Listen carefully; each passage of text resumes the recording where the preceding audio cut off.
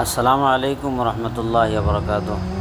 আমাৰ বামুণবাৰী ৰজাবাৰী মাদ্ৰাছাৰ ফালৰ পৰা অকণমান বানত ক্ষতিগ্ৰস্ত হোৱা মানুহৰ কাৰণে খানা পিনাৰ যোগাৰ ধৰিম বুলি ইৰাদা কৰি আমাৰ কেইজনমান ভাইসকলৰ লগত কথা পাতিলোঁ।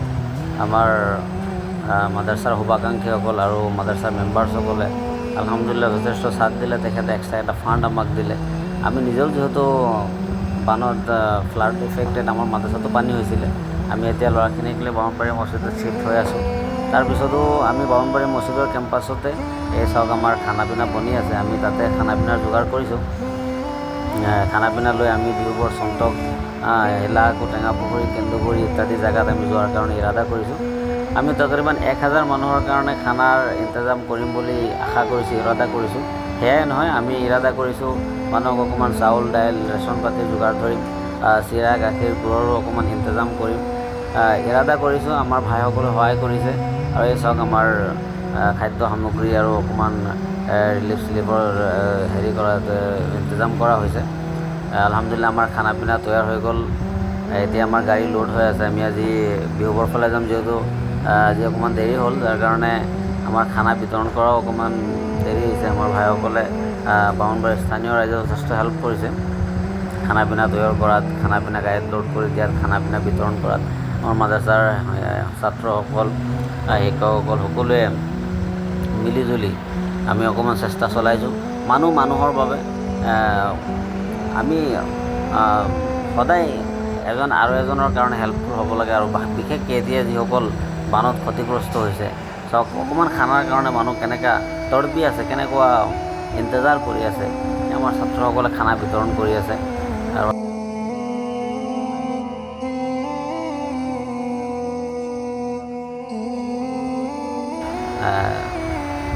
আল্লাহে যাক যেনেকৈ সামৰ্থ্য দিছে ওলাই আহিব লাগে আৰু এই বানত ক্ষতিগ্ৰস্ত হোৱা মানুহৰ কাষত থিয় হ'ব লাগে আৰু সহায় কৰিব লাগে। যথেষ্ট সহায় কৰি আছে মানুহে।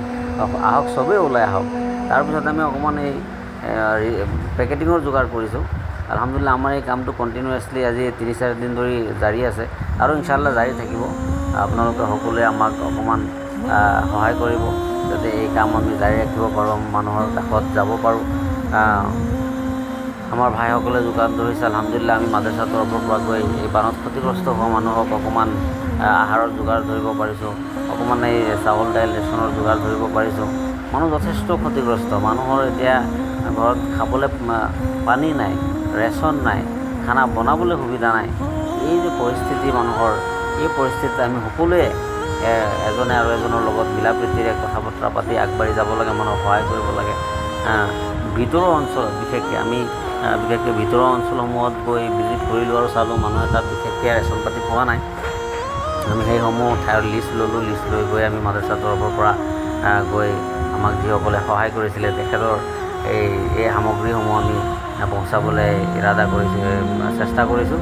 আৰু এই মাদ্ৰাছাৰ কেম্পাছত আমি মাদ্ৰাছাৰ আশে পাশে যিখিনি মানুহ ক্ষতিগ্ৰস্ত হৈছিলে ৰজাবাৰী গাঁৱৰ, এই মানুহখিনিক মাদ্ৰাছাত মাতি চিৰা, গাখীৰ, গুড়, বিস্কিট, কেক এইসমূহ যিমানখিনি পৰা গৈছে আলহামদুলিল্লাহ আমি যোগান ধৰাৰ কাৰণে চেষ্টা কৰিছোঁ আৰু মানুহক বিতৰণ কৰিছোঁ। চাওক আপোনালোকে দেখি আছে।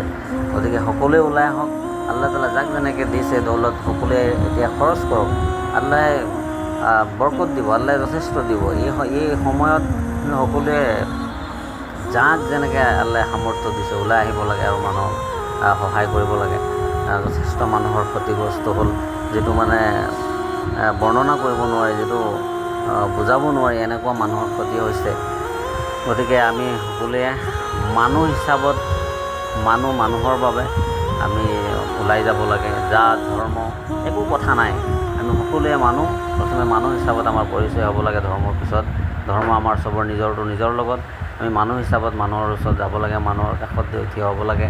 আমি ধামতলী ফালেও গ'লোঁ। তাত একদম ভিতৰৰ অঞ্চল বিনোদ গগৈ নামৰ ল'ৰা এটা আমাক যোগাযোগ কৰিছিলে।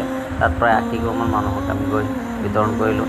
সেই ভাইসকল, আপোনালোকৰ ওচৰত আমাৰ ৰিকুৱেষ্ট থাকিলে, অনুৰোধ থাকিলে, আহক, চবেই ওলাই আহক। বানত ক্ষতিগ্ৰস্ত হোৱা মানুহৰ কাষত থিয় হওক। আপোনালোকৰ সকলোৰে ওচৰত এয়া মোৰ ৰিকুৱেষ্ট থাকিলে।